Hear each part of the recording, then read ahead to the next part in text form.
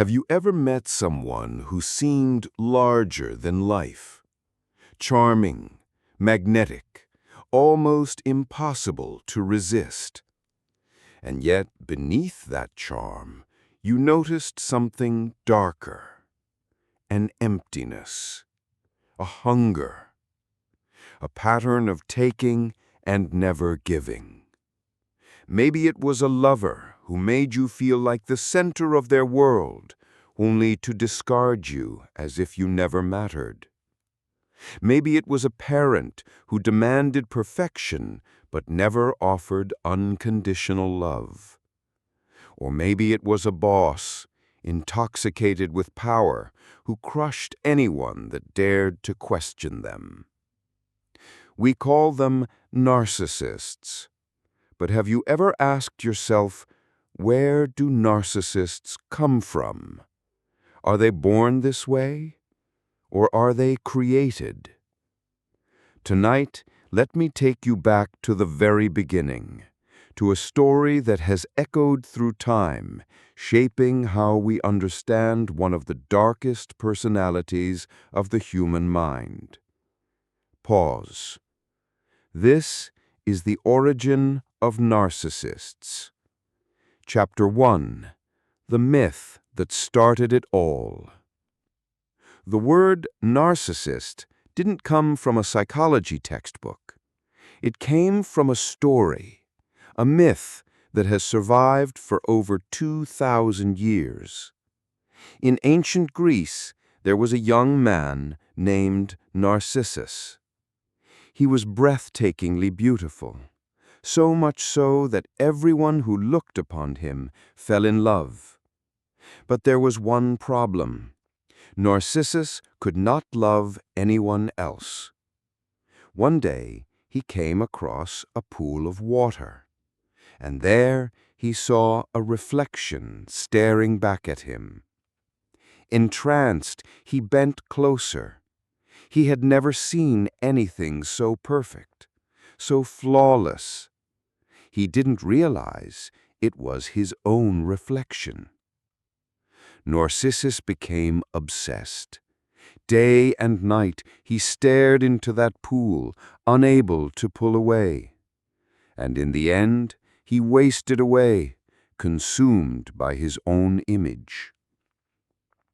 Some versions of the myth say he transformed into a flower, the narcissus, which still grows by rivers and ponds today. Slight pause, darker tone. But the story didn't end with him. Nearby was another figure, Echo, a nymph cursed to only repeat the words of others. She fell in love with Narcissus, but he rejected her. Her voice faded away until nothing remained of her but whispers. And so this myth became more than a tale. It became a warning, a story of self-obsession, emptiness, and the destruction of love. Pause. Softer tone. But here's the twist. Narcissists in real life don't fall in love with themselves the way Narcissus did. Not really. In fact, most narcissists hate themselves deep down. The reflection they chase is not self-love. It's a mask, a carefully crafted illusion of worth. Psychology borrowed the name narcissism because the myth captured something chilling: the inability to truly connect with others, the hunger for admiration, and the emptiness behind the mask. Modern reflection. Now, you may think this is just a myth, an old story with little relevance today. But let me ask you, doesn't this sound eerily familiar? Think about social media, an endless mirror where millions stare into their own curated reflections. Filters, likes, followers, we chase validation, not so different from Narcissus gazing into the water. Some of us post for connection, yes, but many are posting to prove we matter, to prove we exist. Or think about that person who seems addicted to attention. Maybe it's that influencer who can't go a day without posting, or the friend who always needs to be the center of the group, or the colleague who steals credit for work they didn't do. Do you see it now? The myth is not just ancient history. It's a mirror held up to our society. The bridge to childhood. But here's the deeper truth. Narcissists aren't born staring into mirrors. They're shaped long before they ever look into one. Because while the myth gives us symbolism, psychology gives us an origin story, one that begins in childhood. So the real question is, what happens in those early years that turns a child into someone who cannot live without a mask? That's where we go next. Chapter 2. Childhood Wounds, Where It Begins. No child is born a narcissist. A baby doesn't come into this world craving admiration, control, or dominance. They come into the world with one simple need: love. But what happens when that love is missing? Or worse, when it's twisted? Psychologists believe that narcissism is not an accident. It is born in the early years, when a child's identity is still fragile, still forming. And depending on the environment, that child may grow into someone who wears a mask for the rest of their life. There are two main roads that lead to narcissism, different on the surface, but with the same destination. The road of neglect and abuse. The first road is filled with pain. Some children grow up in homes where nothing they do is ever enough, where mistakes are punished harshly, where affection is rare, and where love feels conditional. Imagine a little boy who comes running to his father with a drawing. Instead of praise, he hears, "That's messy. Why can't you be like your brother?" Or a little girl who brings home good grades only to be told, 90 isn't good enough. Why not 100?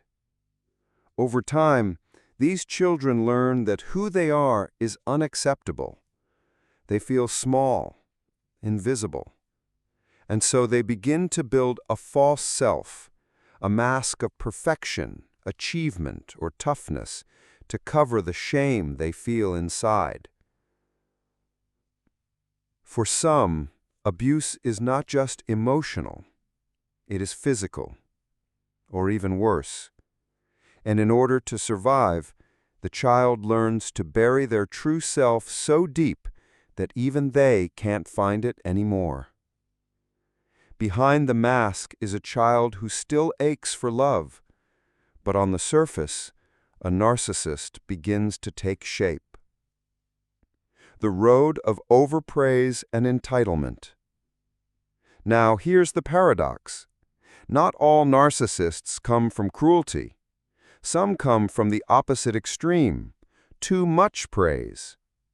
Imagine a little boy who throws a ball once and his parents tell him he's destined to be a superstar.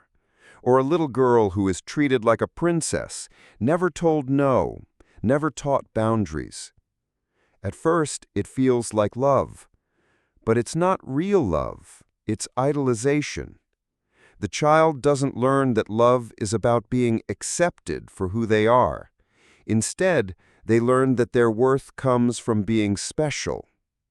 And so they develop an inflated sense of self.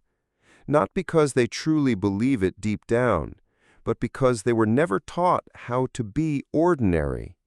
Never taught how to accept imperfection, never taught how to connect without being placed on a pedestal.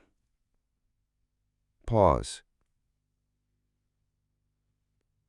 Whether through cruelty or overindulgence, the result is the same: a fragile sense of self, a child who grows into an adult desperately searching for the validation they never truly received. The hidden wound. Here's what most people don't realize. Narcissists don't actually love themselves. They don't even like themselves. What they love is the mask. Think about it. If deep down you believed you were unworthy, if you feared that no one would ever love the real you, wouldn't you do anything to protect yourself? That's what narcissism is. It's not just arrogance, it's a survival strategy, a desperate attempt to shield the wounded child inside. Modern examples. You can see this everywhere. The CEO who demands endless praise from employees, not because he's truly confident, but because without it, he feels worthless. The influencer who can't survive a day without posting, because every like, every comment is a drop of water for the thirsty child within. The partner who love bombs you with grand gestures, but withdraws the moment you need real emotional connection. These behaviors may look powerful, but they are born of fear. Fear of being seen as small, fear of being seen as ordinary, fear of being abandoned. So, when we ask, where do narcissists come from? The answer is simple and tragic. They come from wounds, from childhood environments that failed to teach them they were lovable as they are. And so they step into adulthood carrying a mask that may look dazzling, confident, untouchable. But underneath it, there is still a frightened child desperate to be seen. But the mask has power. It becomes more than just a shield. It becomes a weapon, a way to manipulate, control, and dominate others. And that mask, the false self, is the next chapter of our story. Chapter 3. The Mask of Survival. By now, you understand the wound. A child who never felt safe to be themselves. A child who learned that love was conditional, or worse, that love was dangerous. So they created a solution, a survival mechanism, something to protect them from pain. They built a mask. The false self. Psychologists call it the false self, but for the narcissist, it feels like armor. On the outside, they craft an image, confident, charming, successful, beautiful. On the inside, they hide the wounded child who fears rejection above all else. Think of it this way. The mask is like a performance. The actor is the narcissist, and the world, the audience. But this is no ordinary play, because the actor cannot leave the stage. The show must go on every single day. Here's the tragic irony. The mask is built to protect them, but it also traps them. Because when you live behind a mask, you can never show your true self. And when you never show your true self, you can never experience true love. Imagine a person who receives endless admiration, but deep down believes, if they really knew me, they'd leave. So they keep the mask on. They feed it constantly with validation, what psychologists call narcissistic supply. Compliments, praise, success, status, control. These are like oxygen to them. Without it, the mask begins to crack, and the fragile self underneath is exposed. And exposure feels like death. So the narcissist becomes addicted. They enter a cycle. Charm, manipulate, take validation, discard, repeat. This is why relationships with narcissists feel like a roller coaster. At first, you see the dazzling mask. They shower you with affection, admiration, promises. It feels intoxicating. But soon, the cracks appear. They criticize, they withdraw, they devalue. Not because you did something wrong, but because your admiration wasn't enough to keep the mask intact. So they take more, or they move on to the next audience. Modern examples. You see this mask everywhere. The Instagram influencer, smiling in perfect photos, while offline they feel crushing emptiness. The charming coworker, adored at the office, but at home, their family walks on eggshells to avoid their rage. The partner who showers you with love one week and vanishes the next because they fear your love isn't strong enough to hold them together. To you, it may look like arrogance, but to them, it feels like survival. The mask as a weapon. But here's where survival turns dangerous. Over time, the mask isn't just a shield. It becomes a weapon. Because the narcissist learns that their charm can manipulate, that their confidence can intimidate, that their beauty or power can control. And soon, what began as protection becomes domination, a way to bend the world around them, to keep the supply flowing. Lower, haunting tone. The mask, once built out of fear, is now fueled by hunger. The hidden truth. But behind all of this, the charm, the rage, the manipulation, there is still the wound. The child who never felt enough. The child who still believes they are unlovable. And that truth, that is what keeps the cycle alive. So we've seen the mask, the survival strategy that both protects and imprisons the narcissist. But here's the chilling part. The world around us doesn't just tolerate these masks, it rewards them. It glorifies them. Pause. Slow build. And that's where society itself becomes part of the story. Chapter 4. Society's Role in Creating Narcissism. We often think of narcissism as a personal flaw, something that happens in families, in childhood, in the shadows of the home. But what if I told you, society itself is a breeding ground for narcissism? Because the truth is, narcissists don't grow in isolation. They grow in culture. And our modern world may be the most fertile soil ever created for them. The mirror of social media. Think about it. Everywhere we turn, we are surrounded by mirrors. Not glass mirrors, but digital ones. The mirror of Instagram. The mirror of TikTok. The mirror of likes, shares, and follows. We are told that our worth comes from how many people notice us, from how flawless our photos look, from how many people watch our stories. Isn't this the myth of Narcissus all over again? Staring into the reflection, consumed by the image, forgetting the real person beneath. For some, it's harmless fun. But for others, it becomes obsession.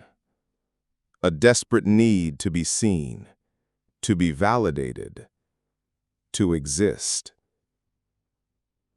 But it's not just social media. Look at our workplaces, our schools, our politics. We live in a world that rewards the loudest voices, the boldest claims, the most ruthless competitors. The humble, the kind, the empathetic. Too often, they are overlooked. But the narcissist, with their mask of confidence and charm, they rise.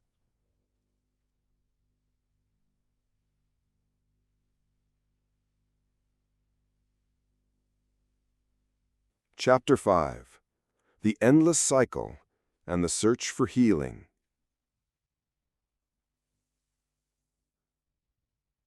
Here is the cruelest truth of all. Narcissism doesn't just live in one person. It travels. It infects. It repeats. Because narcissists are not only victims of their past, they often become the architects of the future. The generational cycle. Think about a narcissistic parent, a father who demands perfection from his son because his own father demanded it from him, a mother who withholds affection because she never received it herself. The wound is passed down like an inheritance, not money, not property, but pain. Some children of narcissists grow up to be narcissists themselves. Others grow up to be empaths, people who feel too much because they spent their childhood trying to fix what could never be fixed. Either way, the cycle continues. The empty core. At the center of it all is the same wound: shame, fear, emptiness. Behind every mask is the same frightened child. And this is why narcissists cannot stop the cycle on their own. Because to heal would mean taking off the mask. And to take off the mask would mean facing the unbearable truth that beneath the performance they feel unworthy of love. Most will never take that step. The mask is too strong. The fear is too great. Is healing possible? But not all hope is lost. Some do break the cycle. Some reach a breaking point where the mask cracks so badly they are forced to look at what lies beneath. With therapy, with painful honesty, with years of work, a narcissist can begin to reconnect with their true self. But it is rare, because healing requires what narcissism fears most: vulnerability. The reflection for us. So what does this mean for you? For me? For all of us? It means that understanding the origin of narcissists is not about excusing them. It is about recognizing the wound that fuels them. It is about protecting ourselves from the cycle. And, where possible, it is about breaking the chain so it does not pass on to the next generation. Because if we ignore it, if we allow the masks to rule, then one day we may all be staring into the water, forgetting who we truly are. And so the tale of Narcissus lingers across centuries, a story not only of beauty, but of the peril in loving one's reflection too much. From ancient Greek myth to the word we use today, narcissism reminds us of what happens when we forget the world beyond ourselves. This has been Psyche Vale, where myths and the mind intertwine. If this story spoke to you, don't forget to like, share, and subscribe for more journeys into the depths of psychology and legend. Until next time, may you always find meaning beyond the mirror.